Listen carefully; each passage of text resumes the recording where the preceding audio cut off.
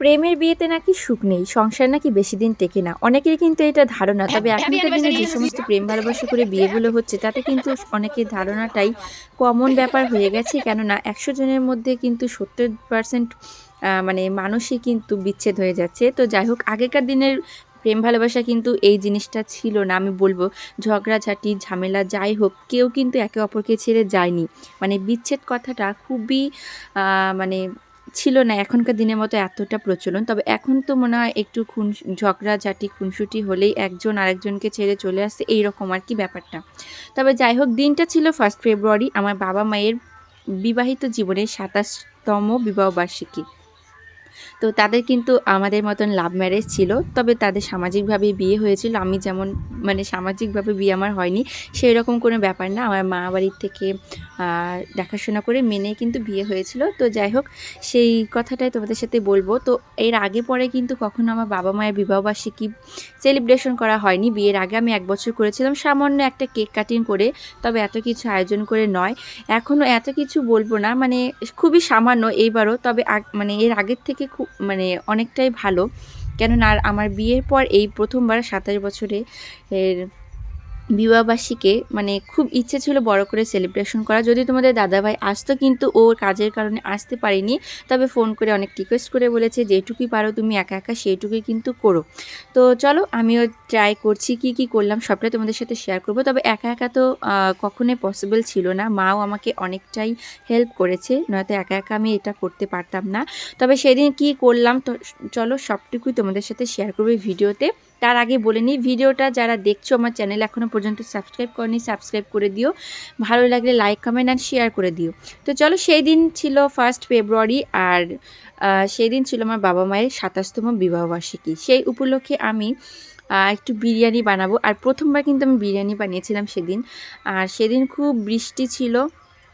বৃষ্টির মধ্যে বিকেলবেলা এইরকম একটা ঝুটঝামেলা নিয়েছে, আমার মা তো খুব রেগেই ছিল।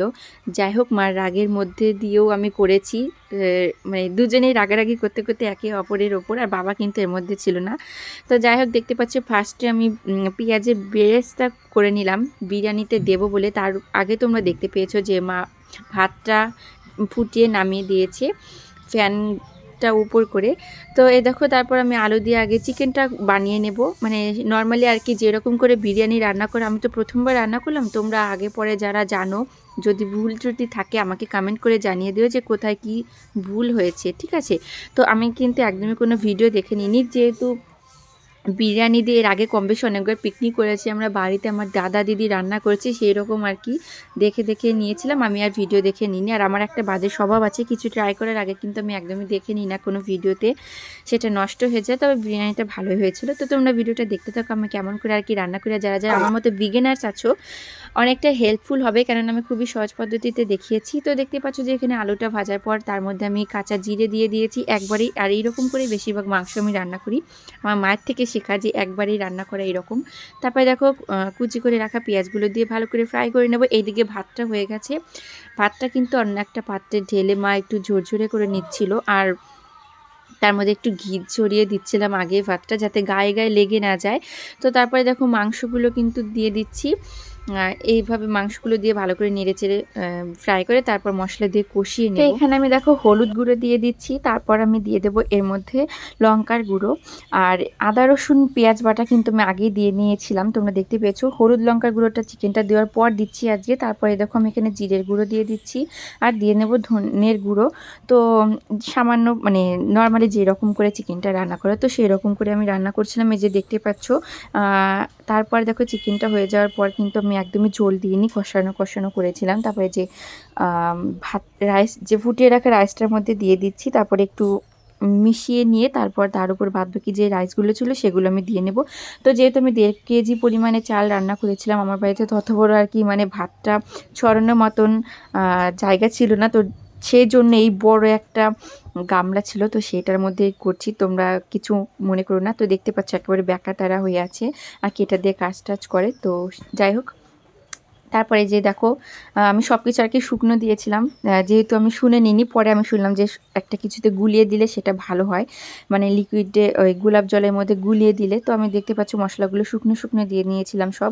তো একবার আমি মাংস দেওয়ার পর কিন্তু সেগুলো দিয়েছি, তারপর আবার ওপরে রাইস দেওয়ার পর আরও যেটুকু করে ছিল সামান্য অল্প অল্প করে দিয়ে নিয়েছিলাম। তারপরে যে বেরেস্তাগুলো ছিটিয়ে ছিটিয়ে হালকা করে একটু মিশিয়ে নিয়ে তারপর কিন্তু দম দিয়েছিলাম। তো তোমরা সেটা দেখতেই পাবে। তো জানি না কি কেমন করে রান্না করো, আমাকে অবশ্যই কিন্তু কমেন্ট করে জানিও। এতটা পরিমাণ রান্না করেছিলাম তো আমি আর কি বুঝে উঠতে পারছিলাম না যে কেমন করে কি করব। তো দম দেওয়াটুকু তোমাদের সাথে আর শেয়ার করা হয়নি, কেমন করে দিয়েছিলাম আর কি, ওই বড় গামলা দিয়ে ঢেকে দিয়েছিলাম। তারপরে যে দেখো মানে নিয়ে নিয়েছি খাওয়ার জন্য। তো আমার কাছে ভালোই লেগেছিলো, আমার নিজের রান্না আমার কাছে ভালোই লাগে। তো যাই হোক প্রথমবার ট্রাই করেছি আর কি, তো মানে একেবারেই খারাপ হয়নি। যারা যারা খেয়েছিল তারাও বলেছে একেবারে খারাপ হয়নি। আর কি যে মশলাগুলো দিয়েছিলাম আতরটা একটু বেশি পরিমাণে দেওয়া হয়ে গেছিলো ওই আর কি। তো যাই হোক বুঝতে পারিনি, প্রথমবার করেছি তো, নেক্সট টাইম হয়তো আর এরকম হবে না। তো এই দেখো আমি খেয়ে কিন্তু নিজে প্রশংসা করে নিচ্ছিলাম। তো সবাই খেয়েছিল কম বেশি। ওই যে আমার মা দেখতেই পাচ্ছ পেছনে সব কিছু সেরে নিয়ে আসছিলো, এই যে ফাইনালি নিয়ে এসি। রাতের বেলায় যে বাবা খেয়ে নিচ্ছিলো এই দেখো। তারপর বাবা খাওয়া দাওয়া করছে, বাবা খাচ্ছিল আর বলছিল যে আতর দেওয়ার বেশি হয়ে গেছে। তো যাই হোক এই দেখো এরপর হচ্ছে যেহেতু অনেকটা পরিমাণ বৃষ্টি ছিল, তোমাদেরকে বললাম বৃষ্টির মধ্যে আমি আর বাড়ি থেকে বেরোতে পারছিলাম না। আমার মামা এসেছিলো, মামাকে বলছিলাম যে একটা কেক নিয়ে আসার জন্য। তো বাড়ির কাছের দোকানে যেরকম কেক পেয়েছিলাম সেটা দিয়ে কাজ চালিয়ে নিয়েছিলাম। যাই হোক আগে থাকতে যেরকম কোনো প্ল্যানিং ছিল না, তো নয়তো বাজার থেকে নিয়ে আসতে পারতাম। যাই হোক এই যে দেখো আমার মামা কিন্তু কেকটা নিয়ে এসেছিলো রাতের বেলা। তো এই যে কেক কাটিং করার পর এই যে বাবা কিন্তু মাকে খাইয়ে দিচ্ছিলো। আমার বাবা কিন্তু একটু রসিক টাইপের, মানে খুব ইয়ার্কি করে, আবার রেগে গেলে কিন্তু প্রচণ্ড রাগী মানুষ। তো যাই হোক সবটা মিলে খুব ভালো একজন মানুষ, প্রত্যেকের কাছে প্রত্যেকের বাবা মাই খুব ভালো। তো এরকম মায়ের সঙ্গে কিন্তু ইয়ার্কি করছিলো কেক খাওয়ানোর সময়। তো তোমরা দেখতে পাচ্ছ এই যে আমার বাবা কিন্তু কেক খেয়েই যাচ্ছে, আর ভাইও দেখো এখন মায়ের বাবাকে কেক খাইয়ে দেবে। তো ভাই খাওয়ানোর পর মামা খাইয়ে দেবে, তোমরা সেটা দেখতে পাবো। আর লাস্ট আমি খাইয়েছিলাম কেক। তো এরকম মামাও কিন্তু কেক খাইয়ে দিল, তারপর মামাকেও খাইয়ে দিল বাবা, আর এই যে আমি খাইয়ে নিচ্ছিলাম। তো আমাকে ওনারা দুজন খাইয়ে দিল। আর আজকে এই ভিডিওটা এইটুকু, তোমাদের কেমন লাগলো কমেন্ট করে জানাও। তোমরা সবাই আমার বাবা মাকে ভালোবাসা দিও অ্যান্ড আশীর্বাদ করো।